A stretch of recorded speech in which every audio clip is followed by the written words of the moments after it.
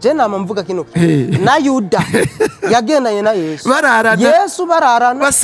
basangira Yesu ntiyigeze ashobora guhindura Yuda kandi namwe bakobwa umuhungu mubona atarishikana banza uwo muntu n'umwana akeneye kubanza kwiyubaka no kugiranywa kayi mu gatondo abanza kurondera abavyeyi cyagacoresha abagenzi kijya navuze kijanye na stabilité émotionnelle kuba umuntu ashobora kujeha ibigumbagumba ukabura umuntu azi gufata decision kuko uno musi hari usanga umukobwa afise abahungu bane avugisha icarimwe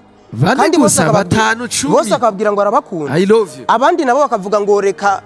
dutere byinshi nta wuzi bizomera ivyari abajene ari ku telefone afite ndo message amubwira ngo akayiforwardinga ku bantu bashika batanu batandatu ivyo byose urumva ivyo byose nibikwega imuvumo mu bisanzwe kuko urumva iyi Imana atarira fondation ako kantu gasubire ngo bikwega iki ivyo byose bikwega umuvumo Salocom TV1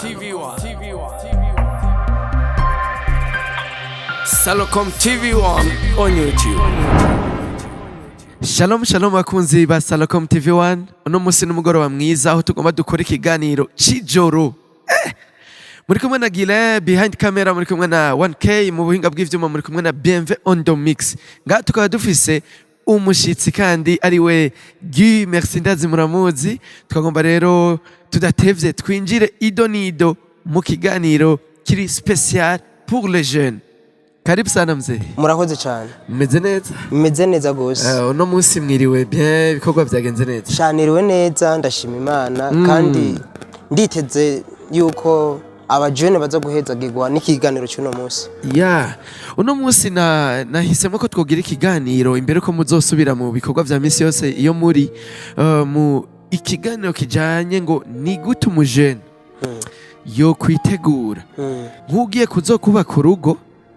kandi akabandanya ku murimo wa data akabandanya ari w'ikimazi mu bwami bw'Imana umuntu mwobivuga kwiki iki ni kibazo gikomeye cyane kandi bibaza yuko tuza kugira ibihe byiza kuko burya kazoza gategurwa uno munsi kandi ugiye kuraba na mariage ya mbere kuko mariage ya mbere turayibona mu itanguriro igice cya kabiri aho Imana yahuje Adamu na Eva baragira mariage ugiye kuraba mariage yabo hariho ibintu byabanje imbere yuko Imana ihuza Adamu na Eva rero kimwe mu biriko biratuma ingo z'uno munsi zisambuka nuko ivyo bintu Imana yabanje gukorera Adamu na Eva imbere yuko ibahuza benshi barabisimba nico gituma rero usanga uno munsi ibi ingo ziriko zirasambuka kubera hariho ibintu basimvye kandi Imana yari yarabihaye agaciro ivyo rero nivyo n'umunsi tuza kuganira tubirabire hamwe kugira tuvyisunge dufashe ugwaruka kugira ngo baze babana karamata nk'uko ijambo ry'Imana ribivuga none tumeze nk'abagira ko mbega nibiye bintu vyatanguye imbere ivyo mwariko muratubwira vyatanguye imbere ni nk'ibi ngiriye ko ugiye kuraba ijambo ry'Imana rivuga ngo Imana yabanje gutebana na Adamu urazi ikintu yari kiramubwira yabanje kumushira ngo mwitongo rya Eden iramubwira ati rero no tongo uzuririme uzugire gute uzurizigame Imana iramubwira ati iki giti ntuzukigeko iki nakiriya bize bigenda ukunuko Imana iranamubwira ati banza wita amazina bino bikoko iri kiratesta sagesse ubwenge no kudiscerna no kumenya ati iki niki niki rero ugiye kubiraba urabona yuko imbere yuko Imana izana umufasha ari we Eva Imana yabanje gufata Adamu iramwereka la vision canke iramuha igicapo c'ivyo agomba kurangura ni naho yacivuga mu nyuma ati rero kuno muntu yamaze kumenya ubugombe bwanje agomba gukora ngaha kuri nosi kuno muntu yamaze kumenya ivyo ndamushaka ko azokora reka ndamuha umufasha bisigura ngo umufasha yaje nk'uje gushigikira iyo vision yabanje kugira gute yabanje kugaragara ariko tukiri ngaho nyene udutomorere muriko muratubwira ivyo mwitanguriro urumva hari kera muri Eden ubuzima ntibwari bumeze nk'ubwuno munsi ntibideplasa mgatwe turi deplasa ntibagira amaseremoni ya mariage ariko twubu turayagira ni gute wo bifatanya na kino gihe cuno munsi mbega uno munsi umujene no munsi nawe yo kwitegura gute ivyo bintu vyoba ibi ivyo bintu icambere nkuko namaze kubivuga nuko umujene yaba umuhungu yaba umukobwa agomba kubanza kumenya kuri nosi ndiko ndangura iki naje kuranga nikihe kintu Imana ikiravugana nanje kubizanye n'ico nzomarira inosi kuko burya namambwira abantu burya ikibazo ca mbere umukobwa kwiye kubaza umuhungu so kumubaza ati ufise angahe ku mufuko ivyo navyo ni vyiza mugo ico sico kibazo ca mbere ikibazo ca mbere ariko no munsi nico babanza kuraba ati nico bituma ari ngo zisambuka kuko ico sico ca mbere ica mbere umukobwa yarakwiye kubaza umuhungu nuri kuja he kuko ijambo ry'Imana rivuga ngo babiri ntibojana bataragaye banza umubaze yari ndakubaza ikino kibazo kubera iki ugiye Bujumbura ukagenda kuri parking hari imodoka ugenda utumbereye ni kubera uzi hari izije Bujumbura hari izije Bujumbura zija mu Rutana hari izije Mwaro mukurumva icagufashije guhitamwe imodoka uza kugiramo nuko wabanje kumenya iyo ugiye none wumva umujene atazi yari karaje atazi Imana ikiravugana nawe kubijanye n'ivyo azorangura uwo muntu wumva aragira kuronka umufasha kuko urumva Imana yabanje kwereka Adamu ivyo agomba gukora munyuma iravuga ati okay reka ronda kuzana umufasha musangi yerekwa mufashaye aho rero ngo mamere nk'uja mu kindi gibazo umenga nigihuye nino teme turiko ariko bakunzi bacu munyihangane ndamubaze gura dutahure gose uvuze ngo umujene akwiye kumenya ico Imana ikivugana nawe ariko arabadukurikirana kugira ati ivyo twevyo kuvuga ku Imana kabisa ahurana naturenganije mbo ico novuga niki Imana yaravuze mu bisanzwe nta bishasha Imana ikiravuga ikomeza kuvugira mu ijambo ryayo nta bishasha izotubwira binyuranye n'ijambo ryayo rero iyerekwa ry'umuntu burya turisanga mu ijambo ry'Imana dimo abantu rero bisunge ijambo ry'Imana bakunde kurisoma ijambo ry'Imana barabica Imana ivuga kubijanye no kurangura ubugombe bwayo ngaha kuri inosi rero tuma namambwira bano bantu imyaka si ituma abantu bavuga ngo ndageze kugira mariage ahubwo gutahura ico waremewe nivyo bikugira umuntu ageze kugira mariage narinzi benshi bagira mariage canke iki bavuga ati okay vyare mu muryango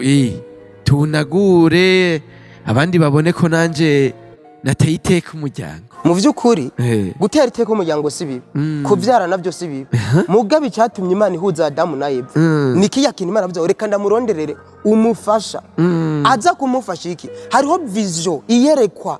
ihishugwa Imana yari yahaye Adamu ati ibi nivyo ngomba gukora dimwe kubungabunga rya cakini Imana yateretse muri wewe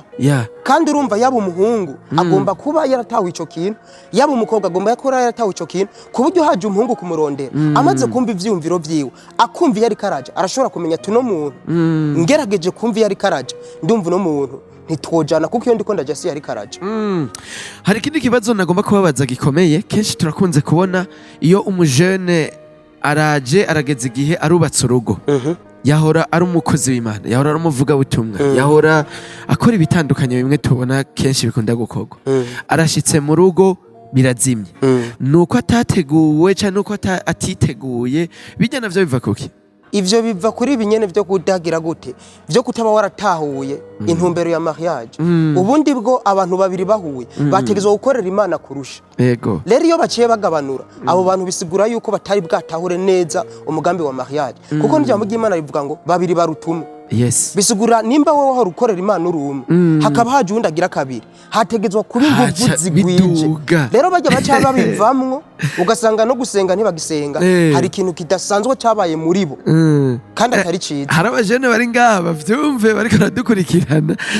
bavyumvireho rero kubwaho uvuga ati ahubwo vyategezwa kuduga babiri barutumwe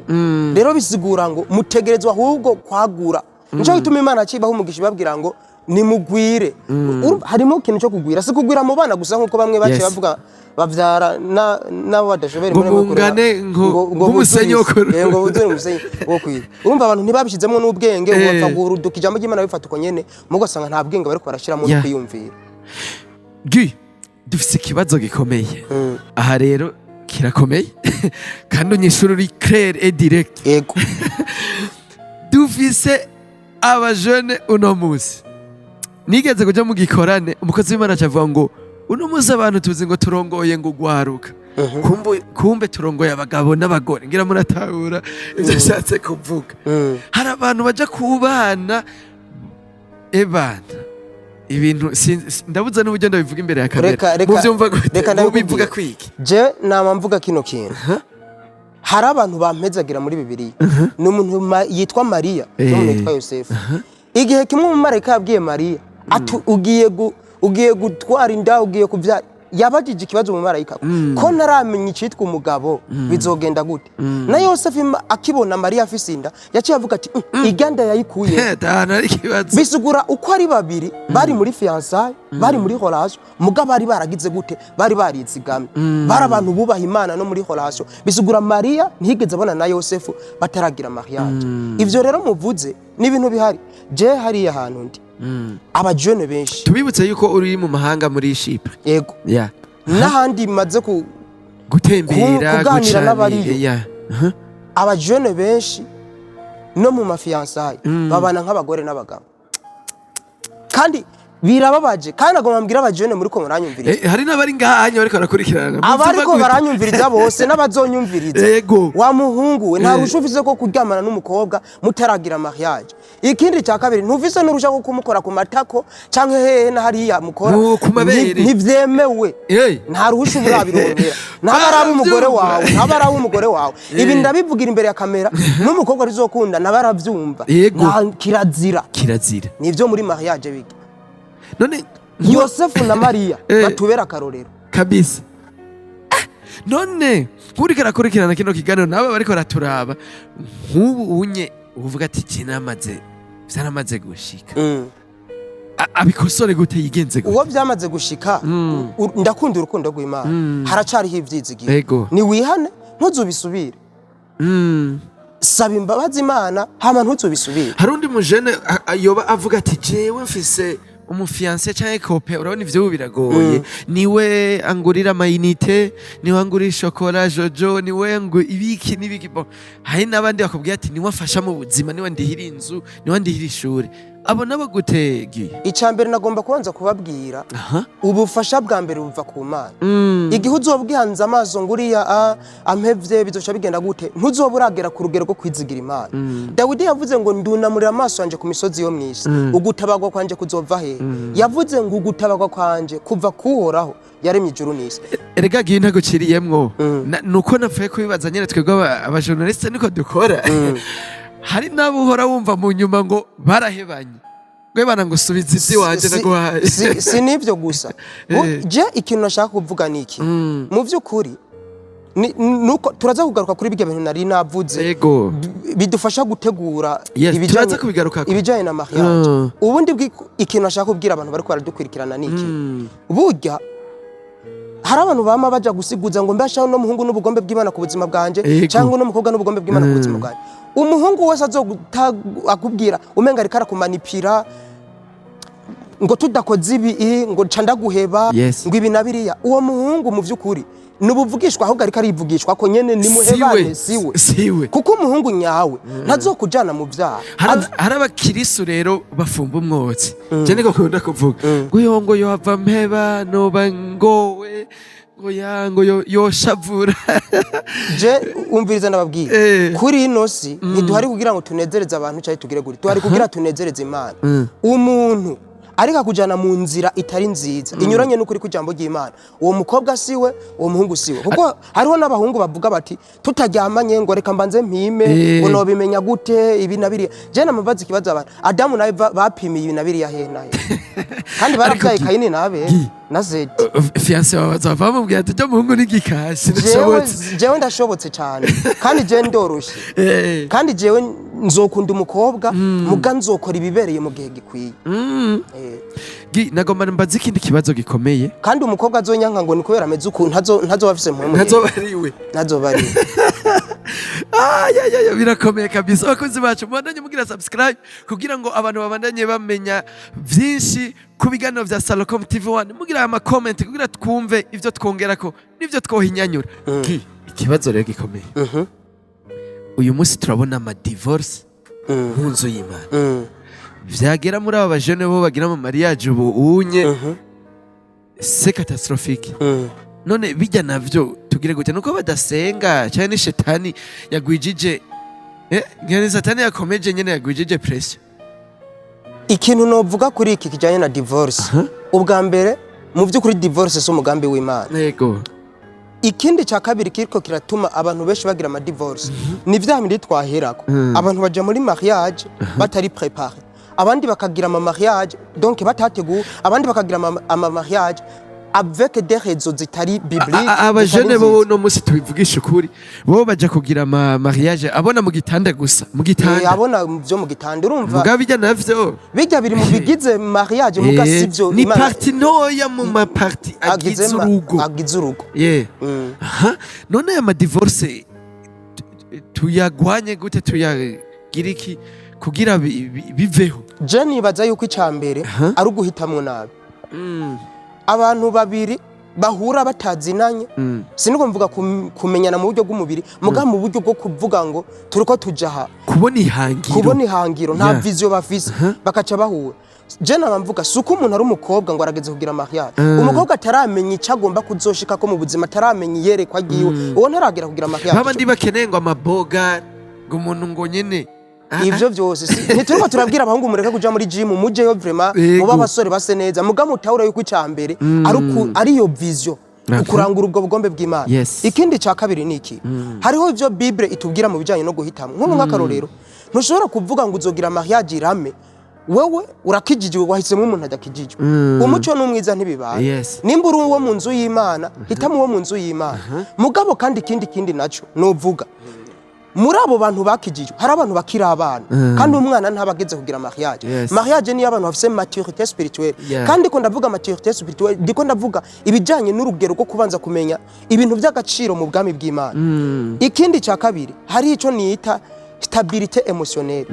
hari abantu baje kugira mariage kumenya kugera situation atandukanye kuko urabona niyo wagira mariage n'umukobwa hazokwama imbere haza abakobwa beza kurusha wa mugore wawe batambuka neza kurusha wa mugore wawe ikizoguzigama sibigumbagumba ikizokuzigama ni decision uvuze maturité spirituelle hari abashaka kucavuga turabona abantu bitwa karabako karago basambura ingo turabona abitwa aba pastor aba apotre ukumva ngo yaratandukanye n'umugore wiwe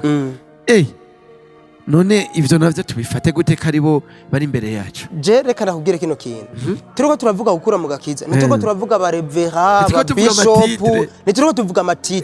turiko tuvuga gukura mu ijambo urashobora kuba wambara n'isarubeti witwa pasteur witwa revera urongoye n'amahapo witwa apotre uri umwana mu gakiza rero ikintu ndiko ndavuga ico tuvuga ara maturité si titre turiko turavuga ugukura mu ijambo ugusobanukirwa ijambo iki kiganiro nuko gikomeye kirakomeye tuzobakira ngo kandi urashaka kufise titre ikomeye none titre ukiri bebe spirituel ukiri umwana mu gakiza reka kandi ndakubwire kino kintu ikindi nacyo nagomara kubwira aba bantu baba pastori mwumva bagize ama divorce muzogende mu babaze neza bazokwama bakubwira yuko hari ikintu bigeze kwirengagiza muri bo Imana ari yabagabishije abana b'Imana nta kintu kidushikira mwe mu Imana tabituvugishije je nigeze kubona umukozi w'Imana ya divorceje ikibazo nagize navuze none est-ce we azohezagira ama mariage we azokwigisha abagiye kubaka urugo nawe vyaramwangiye urumva iyo umuntu amaze kugira divorce aratakaza nyene ubushobozi bwo kugira abandi kuko isi turimo abantu ntibumva ivyo tuvuga gusa baraba n'ibiko mugasino cyamvuga ngo vyashikiye areke guhezagira twese birashika umunsi nakosore yemera ikosa hama ibisigaye abandanye igikorwa ciwe nk'umukozi w'Imana iki kiganiro ifako kizoshika kure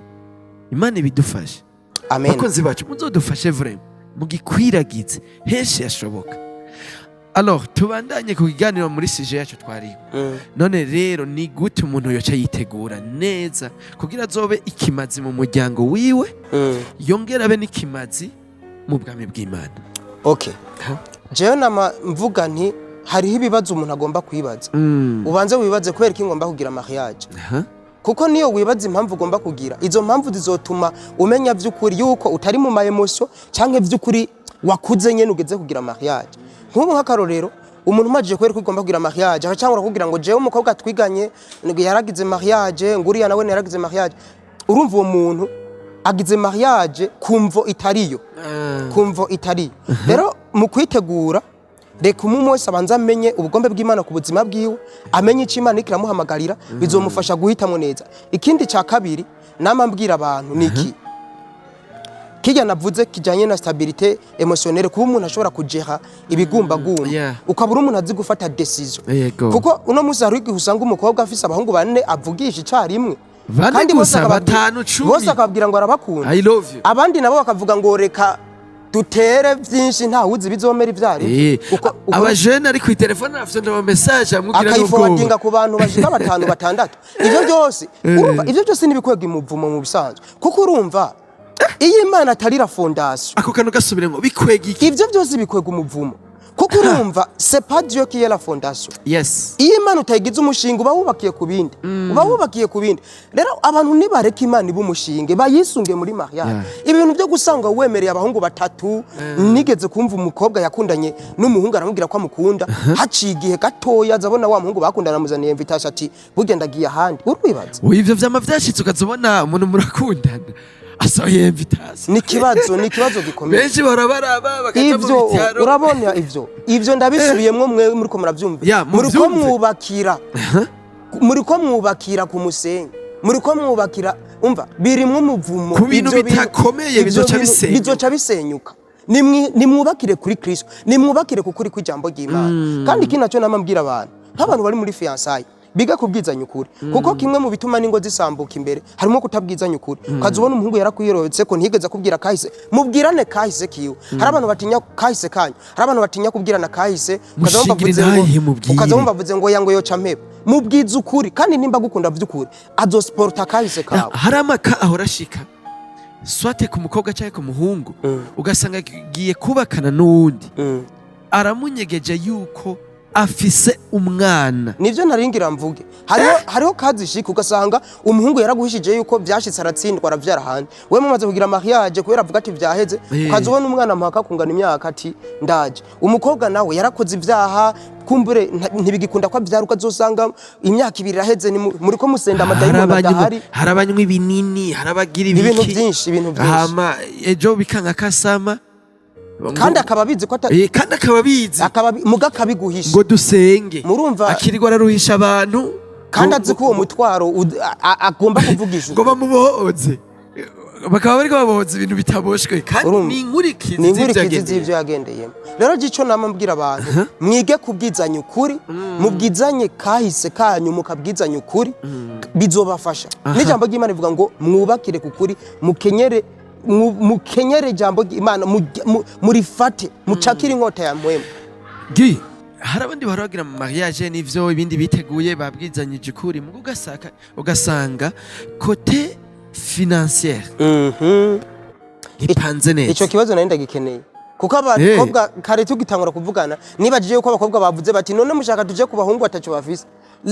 mubigize la maturité si la maturité spirituelle ugasanga umuntu aje mu rubanza tubivuge mu makomite afise ibihumbi ijana gusa aje kuruhisha abantu hama banashika mu rugo uriya yavuze ngo we nushaka kuzana uwundi nawe ubwawe gufungura no kwambara bikiri ibibazo urumva none abo nabo babwira iki ikintu novuga niki bimwe mu bigize la maturité si bijanye n'ivy'impwemu gusa kuko mwibuke ko umuntu agizwe n'ibintu bitatu hari impwemu umushaha n'umubiri umuntu agomba kuba afise ugukura muri ivyo bintu bibiri haba mu buryo bw'impwemu mu buryo bw'umushaha ni bimwe twavuga ko ushobora kugera ama emotion kuva ufise une connaissance burya kurya Adamu yise amazina ibikoko ijya nimwe mu mayirema agize maturité y'umushaha w'umuntu mu bijanye n'ubwenge na connaissance n'ibindi bitandukanye rero ikintu ngaha novuga niki yaba umuhungu na cyane cyane mpagarare ku bahungu bavyumviritse yaba umuhungu hariho ubushobozi mu bijanye n'uburyo ugomba kuba ufise n'ubu umuhungu umugore mubanye no kugira agwaye no kugira umujane kwa muganga urinda gukoranya imiryango kugira ngo bakugurana amahera ntuburi wa muntu no kugira ngo nyene no gusuma biba bigoye kugira uronke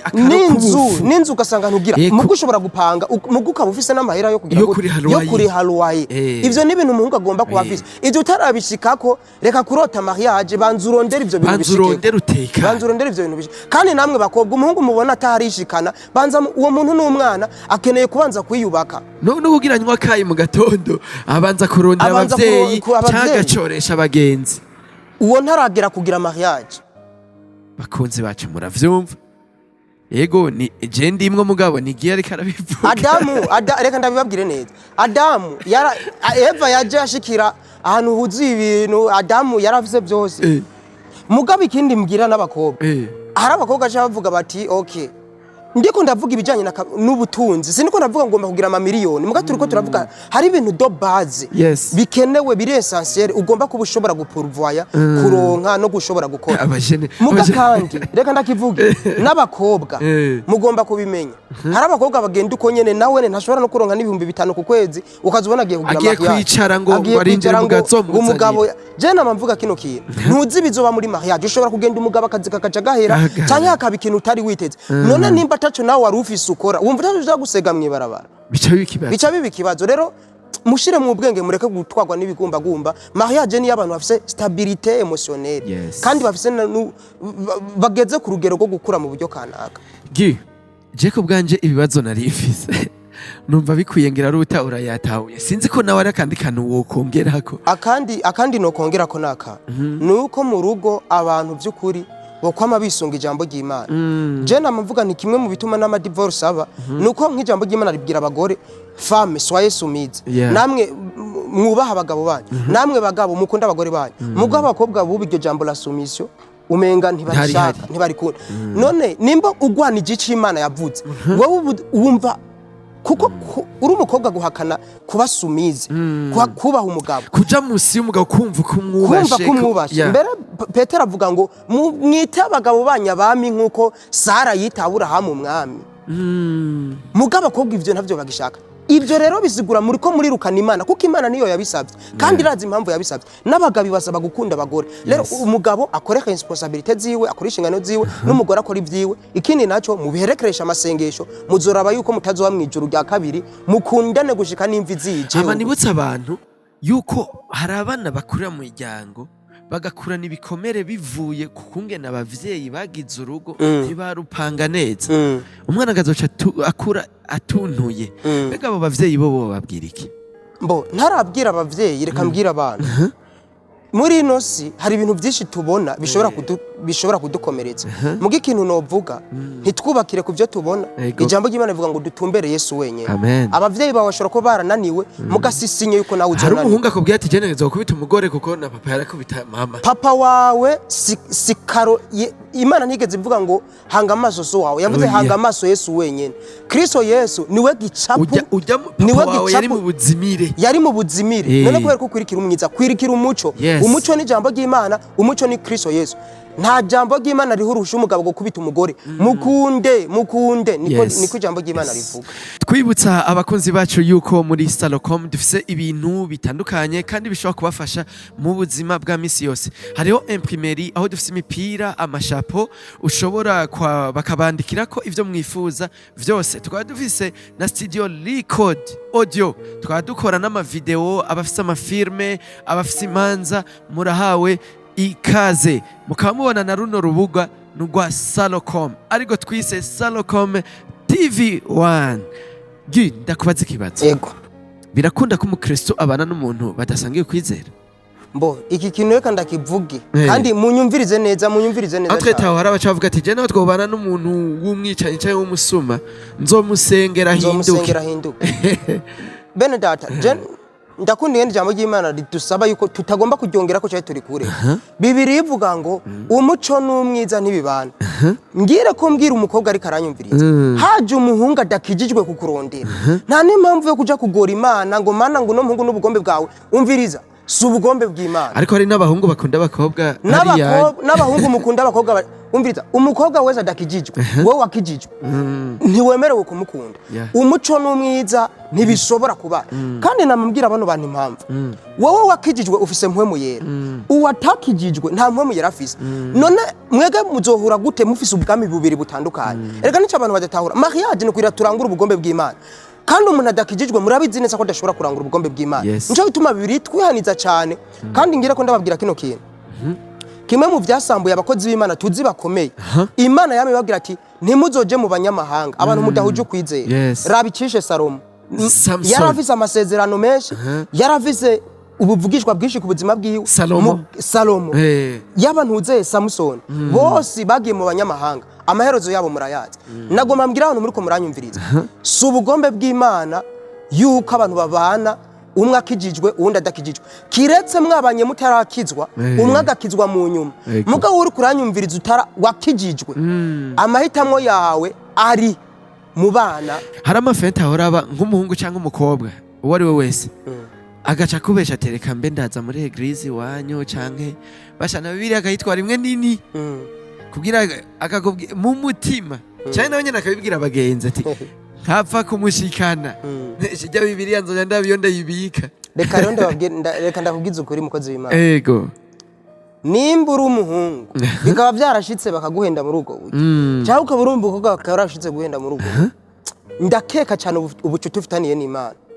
kuko Imana yakiri no muri twega abana b'Imana. Iyo umuntu aje kuguhenda impwemu yawe iravyumva. Iyo utavyumvise rero canke manga agakiza kawe canke ushobora kuba ukijijwe mugataba ucuti ufitaniye n'Imana. Wari uhamukiye umugabo gusa, wari uhamutse, kuko hari abantu iyo bahamutse bashushe n'ijwi ry'Imana ntibasubira kumva bavuga ati ivyo ni shetani, toka shetani kurambesha, ntibasubira kumva. Nizo bituma hagomba kuba maîtrise de soi, kijya cyamo camwemu cyo kwirinda maîtrise de soi. Ariko hari ikintu mutambwiye, hama bajya nabo bavuga ngo nzomusengera cyangwa nzomuhanura ahinduke. Je nama mvuga kino na Yuda yagendanye na Yesu, Yesu bararana basangira Yesu ntiyigeze ashobora guhindura Yuda. None wowe uvuga gute ngo uzomuhindura? Umuntu ntahindura umuntu, murabyumva? Umuntu ntahindura umuntu. Guhinduka k'umuntu nishwa n'amahitamo yiwe, atabihisemo naho Imana yoza ikamufata ku nguvu ntibikunda. Nico gituma igihe Adamu na Eva bajya kiya cyama, Imana ntiyigeze ihamagara ngo Adamu, yarabaretse amahitamo yacu. Ubundi Imana reka mugata Adamu reka ico cyamwe nakubujije. Imana irubaha amahitamo yacu. Reka rero kuzo kuvuga ngo uzofata ku nguvu umuntu wabandi ngo umubwire ngo azokizwa canke ngo uzomusengera kizwa nimba atarakizwa. Je kandi nabambwira aba bantu mbe wo musengera agakizwa no munsi ntaramenya deje ubugombe bw'Imana, niyo yabumenya uzi ko kuzoca usanga ari wowe mutakwiranye. Uyu siwe twakwiranye, uyu siwe twari dukwiranye, kuko amaze guhishurirwa umuhamagaro wiwe hari gazosanga wowe utagomba kuwinjiramo. Rero umuntu adakijijwe vraiment reka kumutaka umwanya. Mbere n'abahungu cyangwa abakobwa no vuga nti n'abakira abana mugakiza ni mu basengere bakizwe mugamureke kubagira abagore n'abagabo, kuko kabisa ginda gutera inkuru maze imisi nezero tumaze imisi tugira ibiganiro biryoshe naho umuntu atokwitera amashugwe, kuko naranezero kumwe twagiranye ibiganiro. Nanje naranezero, ndakunda umuntu ari direct atabanza gucariya ngo urumva ngo tubanze duce imuramvya kandi tugiye imakamba. None reka ndakubaza, Yesu ntiyapfuye arazuka, ivyo bintu hari uko byarigimanta byarabaye. Ijambo ry'Imana riri direct, turivuga uko riri. Uri umukobwa akijijwe bana n'ukijijwe, uri umuhungu akijijwe bana n'umukobwa akijijwe. Hanze y'ivyo shaka ugende kumuvugishwa kugira ngo Imana yabinyeretse, iyo Mana muvugishijwe ni Satani n'ibinyoma. Ginda gushimire gose. Nanje ndabashimiye. Imana ibahezagire cyane. Amen amen. Kandi muzogira urugendo rwiza. Urakoze cyane. Munagarutse mu Burundi nikaze muri Salocom TV. Nzokwamamara. Imana ibahezagire bakunzi bacu, namwe tubashimire mwebwe mwakurikiranye kino kiganiro, mubandanye muhezagirwa, mwibuka yuko runo rubuga n'ugwiwacu n'ugwiwanyu. Mwarahezagiwe. Salocom TV1. Salocom TV1 on YouTube.